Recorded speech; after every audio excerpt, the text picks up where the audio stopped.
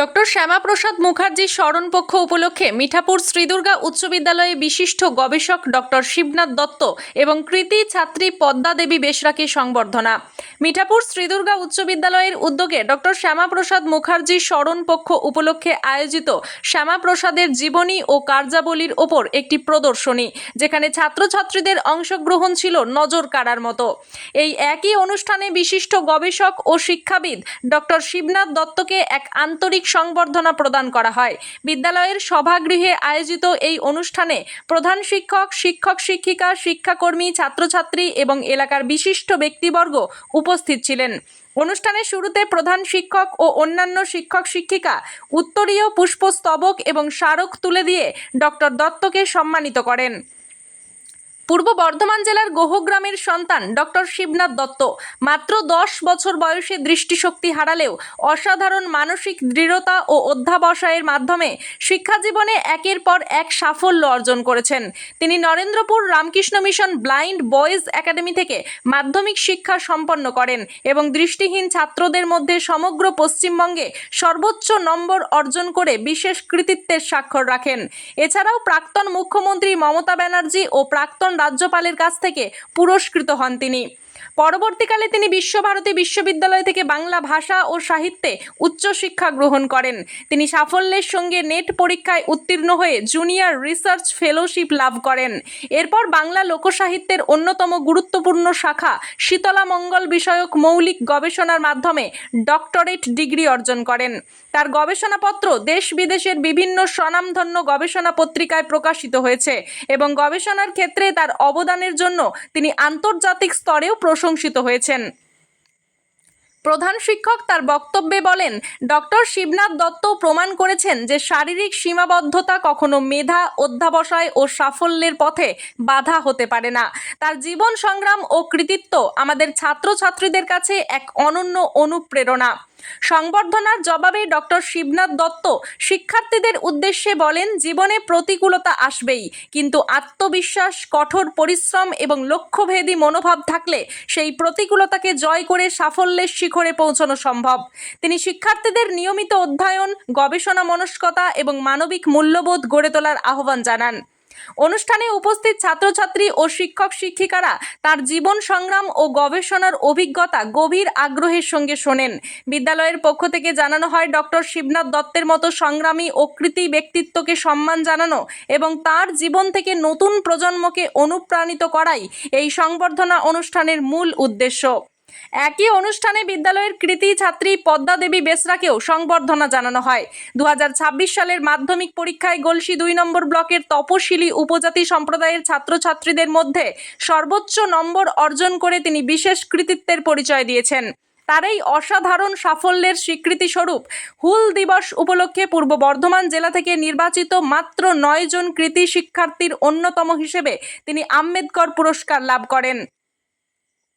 অনুষ্ঠানে বিদ্যালয়ের শিক্ষিকাগণ পদ্মা দেবী বেসরার হাতে উত্তরীয় পুষ্পস্তবক এবং স্মারক তুলে দিয়ে তাকে সম্মানিত করেন। প্রধান শিক্ষক বলেন, পদ্মার এই সাফল্য শুধু আমাদের বিদ্যালয়ের নয়, সমগ্র গলসি 2 নম্বর ব্লকের গর্ব সে। তার অধ্যাবসায় ও নিষ্ঠা আগামী প্রজন্মের কাছে অনুপ্রেরণা হয়ে থাকবে। অনুষ্ঠানের শেষে ডক্টর শিবনাথ দত্ত এবং পদ্মা দেবী বেসরা উভয় সংবর্ধিত অতিথিকে উপস্থিত শিক্ষক শিক্ষিকা, শিক্ষাকর্মী, ছাত্রছাত্রী ও অভিভাবকবৃন্দ করতালির মাধ্যমে অভিনন্দন জানান। বিদ্যালয় পরিবারের পক্ষ থেকে তাদের উজ্জ্বল ভবিষ্যৎ, সুস্বাস্থ্য এবং আরও সাফল্য কামনা করা হয়। দুই প্রজন্মের এই দুই কৃতি ব্যক্তিত্বকে সম্মান জানানোর মাধ্যমে মিঠাপুর শ্রীদুর্গা উচ্চ বিদ্যালয় মেধা, অধ্যাবসায় ও শিক্ষার উৎকর্ষকে সম্মান জানানোর এক উজ্জ্বল দৃষ্টান্ত স্থাপন করল। সমগ্র অনুষ্ঠানটি সুচারুভাবে সঞ্চালনা করেন শিক্ষক ফাল্গুনী মুখার্জি মহাশয়। ব্যুরো রিপোর্ট, সোজা কথা নিউজ। নমস্কার। আজ আমরা মিঠাপুর শ্রীদুর্গা উচ্চ বিদ্যালয়ের পক্ষ থেকে সম্মানীয় শিবনাথ দত্ত মহাশয়কে সম্বর্ধিত করলাম। উনি যে কৃতিত্ব অর্জন করেছেন তা নিঃসন্দেহে অত্যন্ত প্রশংসনীয়। আমরা বিদ্যালয়ের পক্ষ থেকে ওনাকে সম্বর্ধনা জানাতে পেরে আমরা নিজেরা গর্বিত বোধ করছি। উনি এক বিশেষ চাহিদা সম্পন্ন ছাত্র হয়েও যে বিরল কৃতিত্ব অর্জন করেছেন, তার স্বীকৃতি স্বরূপ আমরা এই সম্বর্ধনা জ্ঞাপন অনুষ্ঠান সম্পন্ন করেছি। মাত্র 10 বছর বয়সে উনি ওনার দৃষ্টিশক্তি হারিয়ে ফেলেন। তারপরে blind academy for boys Bardhaman থেকে 8ম শ্রেণী পর্যন্ত পঠন পাঠন করেন। পরবর্তী ক্ষেত্রে নরেন্দ্রপুর রামকৃষ্ণ মিশন থেকে মাধ্যমিক পরীক্ষা দেন এবং সেখানে দৃষ্টিহীন ছাত্রদের মধ্যে থেকে গোটা পশ্চিমবাংলার মধ্যে প্রথম স্থান অধিকার করেন। এবং আমাদের আরেক ছাত্রী মাধ্যমিক এবছর 2026-এ মাধ্যমিক পরীক্ষার্থী ছিল। সে তপশিলি উপজাতি সম্প্রদায়ের ছাত্রী হিসেবে আম্বেদকর পুরস্কার গ্রহণ করেছে বর্ধমান জেলা প্রশাসনের পক্ষ থেকে। গোটা জেলায় মোট 9 জনকে পুরস্কৃত করা হয়, প্রতিটা ব্লক থেকে একজনকে। তো আমাদের গলসি 2 নম্বর ব্লক থেকে পদ্মা দেবী বেশরা আমাদের বিদ্যালয়ের ছাত্রী, সে সর্বোচ্চ নাম্বার পায় এবং তাকে জেলা প্রশাসনের পক্ষ থেকে সম্বর্ধিত করা হয়। আমরা তাকেও সম্বর্ধিত করি আমাদের বিদ্যালয়ের পক্ষ থেকে। আমরা সকলে এই 2 ছাত্র এবং ছাত্রীর, শিবনাথ বাবু এবং পদ্মা দেবী বেশরা, এই দুজনের উজ্জ্বল ভবিষ্যৎ কামনা করি। আশা রাখব দুজনেই উচ্চ স্থানে প্রতিষ্ঠিত হবে। শিবনাথ দত্ত মহাশয় আমাদের বিদ্যালয়ে ওনার রচিত গঙ্গা ও গঙ্গা মঙ্গল কাব্য আমাদের ছাত্রছাত্রীদের উদ্দেশ্যে উনি আমাদের লাইব্রেরিকে দান করেছেন। ওনার এই দান, এই উপহার আমরা অন্তর থেকে গ্রহণ করেছি। আশা রাখি এই গ্রন্থ আমাদের বিদ্যালয়ের যে গ্রন্থাগার, তার মান আরও উন্নতি করবে এবং আমাদের ছাত্রছাত্রীদেরকে সমৃদ্ধ করবে। শিবনাথবাবু ভবিষ্যতে কলেজে অধ্যাপনার জন্য প্রচেষ্টা চালাচ্ছেন। আশা রাখি উনি সফল হবেন। একই সঙ্গে আমাদের পদ্মা দেবী বেশরা ও ভবিষ্যতে কোনো একটা বড় জায়গায় প্রতিষ্ঠিত হবে, এই আশা রাখি। আমি এমদাদুল হক মল্লিক, প্রধান শিক্ষক, মিঠাপুর শ্রী দুর্গা উচ্চ বিদ্যালয়। নমস্কার, আমি শিবনাথ দত্ত, পূর্ব বর্ধমানের অন্তর্গত গলসি থানার 2 নম্বর ব্লকের গোহগ্রামের বাসিন্দা। বাবা বিশ্বনাথ দত্ত, মাতা মিনতি রানী দত্ত। আমি দৃষ্টিশক্তি হারিয়েছি খুবই ছোটবেলায়, মাত্র 10 বছর বয়সে অকস্মাৎ আমার দৃষ্টিশক্তি ক্ষীণ হয়ে পড়ে। এরপরে আমি ডাক্তার দেখানোর পরেও কোনো সুরাহা না হওয়ায় আমি বর্ধমানের একটি স্কুলে ব্লাইন্ড একাডেমিতে ভর্তি হই। সেখানে 8ম শ্রেণী উত্তীর্ণ হওয়ার পরে Narendrapur Ramakrishna mission blind boys একাডেমিতে মাধ্যমিক ও উচ্চ মাধ্যমিক দিই। এরপরে আমি বিশ্বভারতী বাংলা বিভাগে স্নাতক এর জন্য আবেদন করি এবং 2014 সালে ভর্তি হই। সেখান থেকে স্নাতকোত্তর স্তর এমফিল আমি উত্তীর্ণ হই। 2019 সালে আমি নেট টিআরএফ ক্লিয়ার করে পিএইচডি রিসার্চ আমি শুরু করি।